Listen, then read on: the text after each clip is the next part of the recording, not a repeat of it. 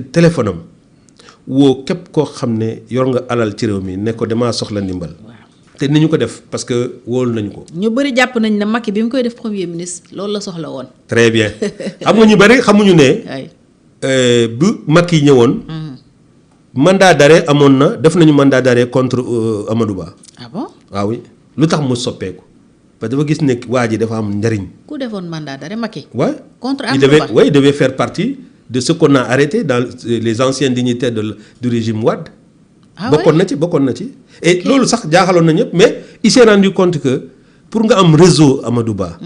réseau dafa yore ay relations yoo xam ne dafa am solo. ok et pour nga am parce que c'est quelqu'un boo xam ne il a une certaine capacité de résistance. et li ñu ko wax yëpp kenn mus ko dégg muy ci tontu. il est très résilient.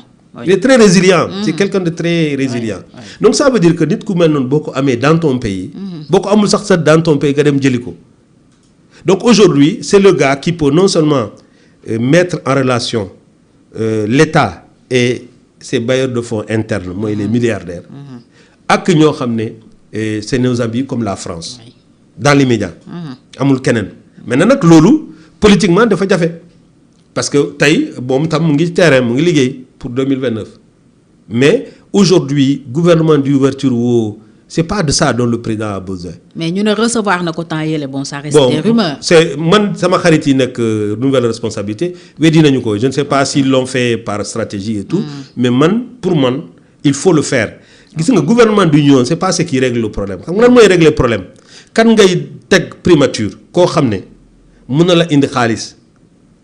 mun na la redresser sa situation financière foofu la ñu toll Sénégal. kon du problème mu compétence su membre du gouvernement mais problème mu xaalis la réew mi am. instant bi problème xaalis am na compétence tam mais problème xaalis la ñu am.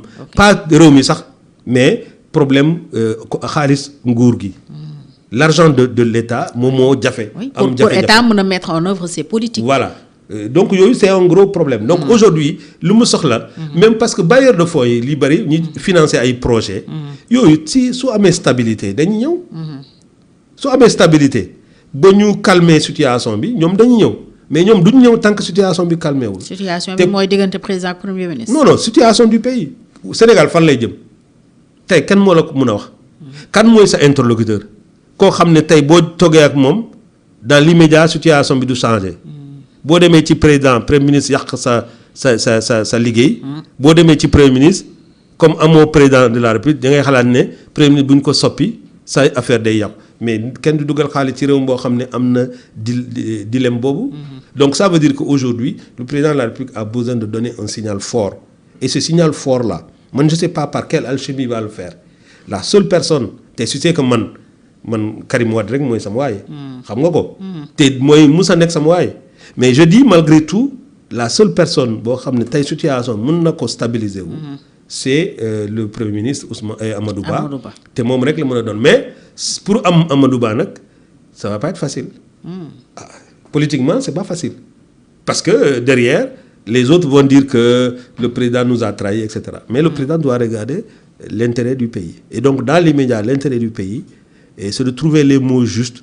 pour convaincre quelqu'un comme Amadou Ba mu ñëw jël primature il stabilise les choses quitte après mu dem yoonam préparer 2029 parce que doo ko def galgal su fekkee da nga koy def galgal moom jaru ko mais ne ko mu ñëw au bout de 2 ans mu redresser situation bi mu dem def campagne am su gagné muy noonu su gagnéwul muy noonu mais dans tous les cas de figure man Amadou Ba bu nekkoon sax Japon ba xam ne lii ka am na compétence et qualité yi ma dem jëli ko parce que ñii nii fu ñu jëm réew mi nekkul lu baax. on peut s'attendre à ce que président Diomaye bëgg deuxième mandat.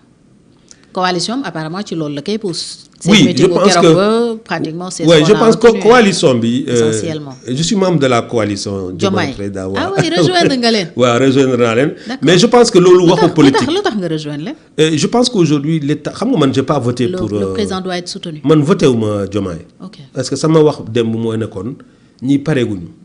kenn du jox réew ñoo xam ne pareeguñu. ok loolu moo nekkoon sama position. lu changé ci diggante waaw li changé mooy damaa gis danger bi nekk ci su fekkee tey Diomaye échoué na. wala mu nar a ñàkk pouvoir bala 2029. bala nga ne naam ne fa. ñun politique la ñu def ñun sunu yaakaar yëpp élection la. ki nga xam ne moom la ñu fi teg bu ay fexe ba mu daanu balaa élection bi.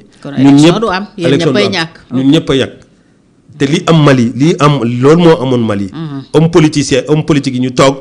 di wax ne man maay def lii man maay def laa ñu nekk ci tali bi di xeexante. militaires yi ñëw jël pouvoir. tas parti politique yi yëpp. kon Sénégal mi ngi ci danger wu par exemple. xam nga lu ñuul.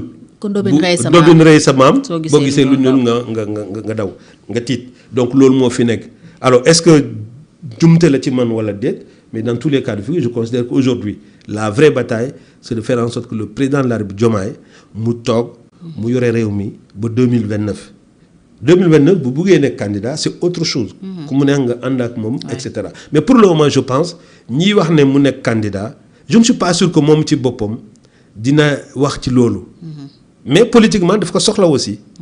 Il a besoin d'être soutenu parce que président de la République boo xam ne amul soutien.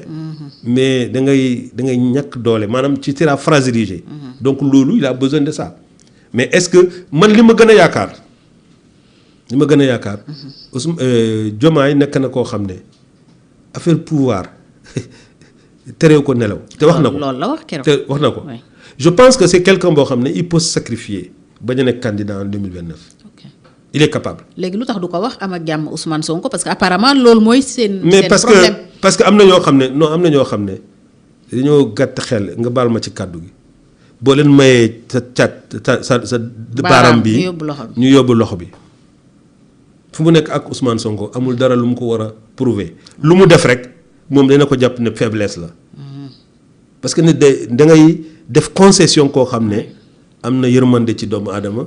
am na xel. xam na fu muy yem. waaw mais Ousmane Sonko amul yërmande ci doomu aadama boppam rek te xamul fu muy dem lépp lu mu mun rek daf koy def lépp lu ñëw ci xelom rek daf koy def donc à partir de ce moment je pense que le président de la République doit prouver des choses. pour askan bi. savoir marquer les limites voilà quoi. c'est-à-dire quel que soit c'est-à-dire que man je préfère comme ni ñu ko waxee booy dee ci àll. na la gaynde rey c'est-à-dire je préférais que le président de la République mu échouer en faisant des choses pour le Sénégal plutôt que d'échouer en voulant faire des choses pour quelqu'un qui ne le mérite pas. di céder ci ay pression. Ousmane Sonko ne mérite pas l'amitié du président de la République. Ah ouais?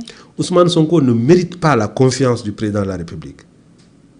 Ousmane Sonko ne mérite pas la confiance des milliers, des centaines de milliers de jeunes qui sont derrière lui.